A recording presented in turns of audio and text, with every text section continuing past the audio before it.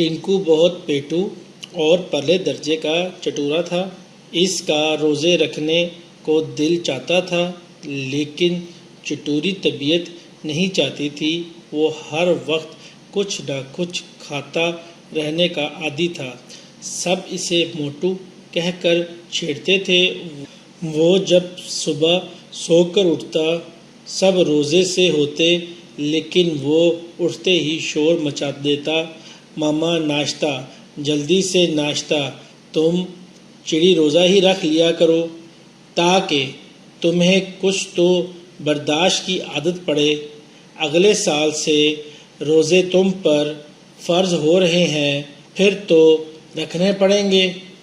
لیکن ایک دن کیا ہوا، جب وہ ناشتہ کرنے کے بعد ٹی وی کے سامنے بیٹھا تھا، ہاتھ میں چٹپٹے نوڈلز کی پلیٹ تھی کہ اسے گھر میں غیر معمولی چہل پہل محسوس ہوئی۔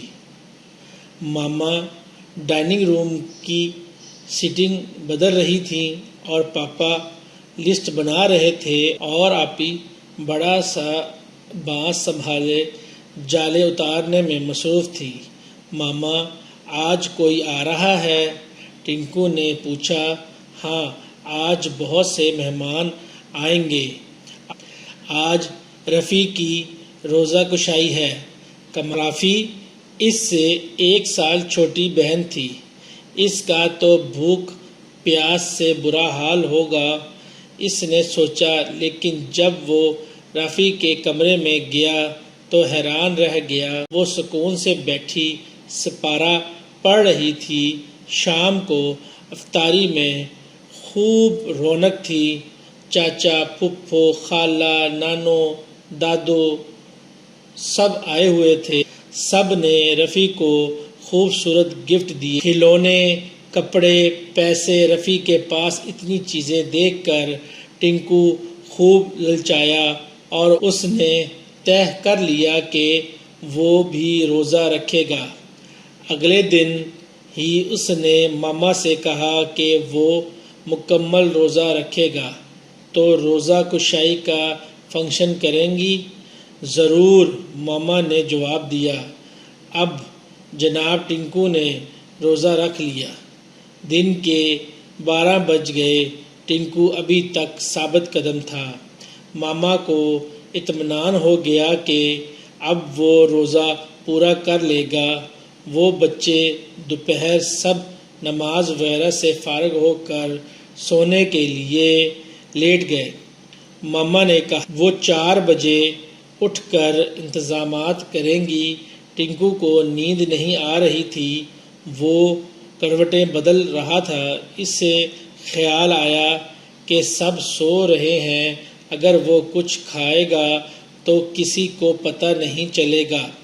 یہ سوچ کر وہ چپکے سے اٹھا اور رفیع کے کمرے کی طرف بڑھا، کیونکہ رفیع کے کمرے میں چاکلیٹ کا ڈبہ تھا جو اسے خالہ نے گفٹ کیا تھا۔ رفیع اور آپیاں بے سدھ سو رہی تھیں۔ ٹنکو کو یاد تھا کہ رفیع نے چاکلیٹ کا ڈبہ الماری میں رکھا تھا۔ وہ دبے پاؤں الماری کی طرف بڑھا، ڈبہ نکالا۔ چاکلیٹ دیکھتے اس کے منہ میں پانی آ گیا۔ اس نے جلدی جلدی چاکلیٹ نکالی اور منہ میں بھر لی اور کچھ اپنی جیب میں ٹھونس رہا تھا کہ آپی کے موبائل فون کا الارم بجنے لگا اور وہ اٹھ کر بیٹھ گئی۔ ٹنکو کو بھاگنے کا موقع نہ مل سکا۔ وہ رنگے ہاتھوں پکڑا گیا، بہت شرمندہ ہو رہا تھا۔ اب تو گھر بھر کو اس کی حرکت کا پتہ چل گیا تھا۔ آپی سب کو بتا رہی تھی کہ میری آن لائن کلاس ہونی تھی، اس لیے میں نے الارم لگایا تھا کہ جلدی سو کر اٹھ جاؤں۔ اگر میرا الارم نہ بجتا تو ہم سب بیوقوف بن جاتے کہ ٹنکو کا روزہ ہے۔ آپی اور رفیع ٹنکو کا مذاق اڑا رہی تھی، لیکن ماما اور پاپا ٹنکو سے بات نہیں کر رہے تھے، سخت ناراض تھے۔ ٹنکو سمجھ رہا تھا کہ ماما پاپا تھوڑا سا ڈانٹیں گے اور بس بات ختم ہو جائے گی، لیکن اسے محسوس ہو رہا تھا کہ اس نے کوئی بڑی غلطی کی ہے۔ 2 دن ہو گئے تھے انہوں نے کوئی بات نہیں کی۔ ماما خاموشی سے ناشتہ کھانا اس کے سامنے رکھ دیتی۔ اب ٹنکو بہت اداس ہو گیا تھا۔ تیسرے دن ماما نے اس کے سامنے ناشتہ رکھا تو وہ رونے لگا۔ ماما سوری، پلیز معاف کر دیں، معافی اللہ تعالیٰ سے مانگو، ماما نے کہا۔ روزہ صرف اللہ کے لیے ہوتا ہے۔ جب کوئی نہیں دیکھ رہا ہوتا، اللہ اس وقت بھی دیکھ رہا ہوتا ہے۔ مجھے سچ بتاؤ ٹنکو، تم نے روزہ کیوں رکھا؟ اس لیے تاکہ تمہیں رفیق کی طرح گفٹ ملے۔ جی ماما، ٹنکو نے شرمندگی سے اعتراف کر دیا۔